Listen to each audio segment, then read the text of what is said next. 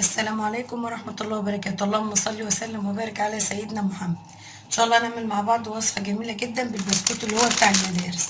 طبعا الاولاد بيجيبوه ما بياكلوهوش، فبقى عندي كمية يعني موجودة في البيت، وقلت اعمل منها وصفة جميلة هتعجبكم ان شاء الله. طبعا البسكوت احنا هنعمله بالصوص الشوكولاتة النهاردة. انا الصوص عملته معاكم في فيديو قبل كده، فانا طبعا هعمل بصوص الشوكولاتة النهاردة عشان يعجب الاطفال. اول حاجة هنفضي بواقي البسكوت دي في بولة كده واوريكم هنعمل ايه.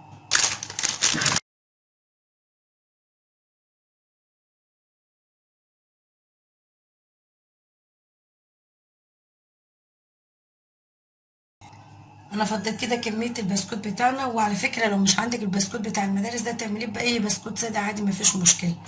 فطبعا الكميه دي ترجع لكم. انا همسك البسكوت كده مكسره، بس قطع كبيره يعني مش هنعمه جامد يعني.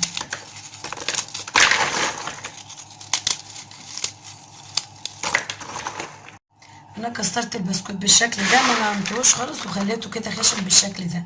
هجيب بقى صوص الشوكولاته، انا عملت معاكم قبل كده، طريقته سهله جدا وبسيطه. فانا كنت حاطاه في البرطمان، هحط صوص الشوكولاته على قد كميه البسكوت بتاعتي،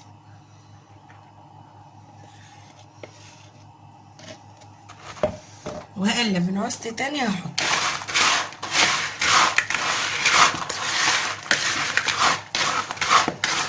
طريقة سهلة جدا وبسيطة، وان شاء الله ولادك هيعجبهم الطريقة دي.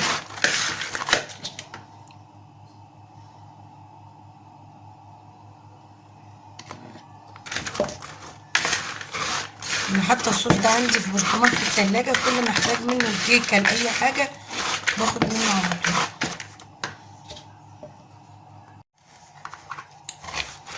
هقلب كويس كده. انا حطيت شوية صوص تاني، وهقلب كويس كده البسكوت بتاعي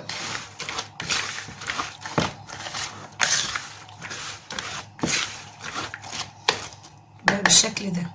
هجيب بقى القالب اللي هحط فيه، ومعايا طبعا كريمة انا كنت عاملاها برضو موجودة عندي في التلاجة. هحط طبقة بسكوت وطبقة كريمة. بعد كده القالب بتاعنا حطيت فيه ورق بلاستيك بتاع كيس بلاستيك بتاع التلاجة، وهفضي كل الخليط فيه.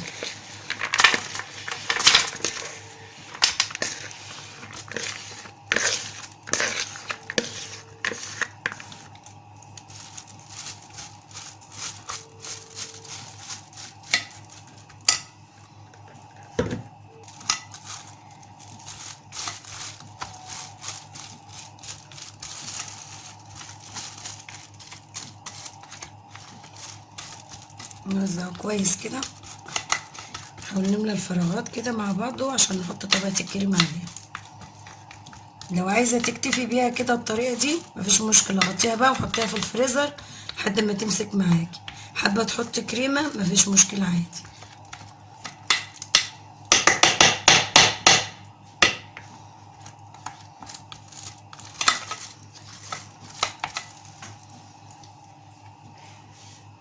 كده انا معايا كريمة اهي، كنت ضربها في الخلاط بالمضرب السلك. هحط كده طبقة كويسة كده فوقيها.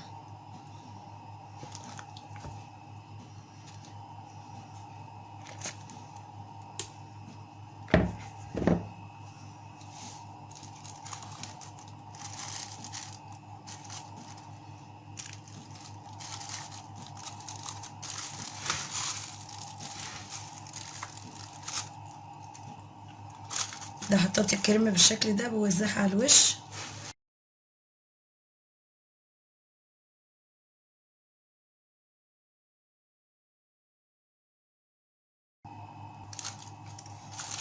بغطيها كده كويس واحطها بقى في التلاجة حوالي 3 ساعات.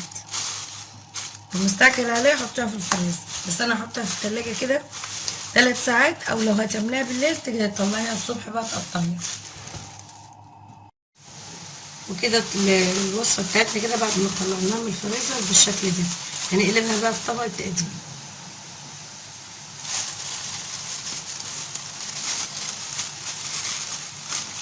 الكيس بقى بيسهل علينا ان احنا نقلبها بالشكل ده، نطلعها بكل سهولة.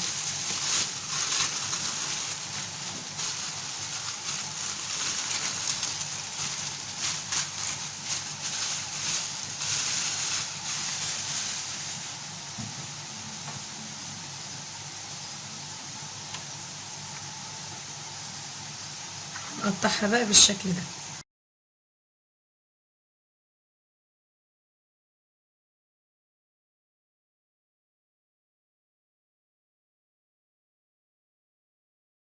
ده كده الشكل النهائي بتاع الوصفة بتاعتنا النهاردة، وحطيت على وشها كده شوكولاتة شيبس، وهي ده بالشكل الجميل ده.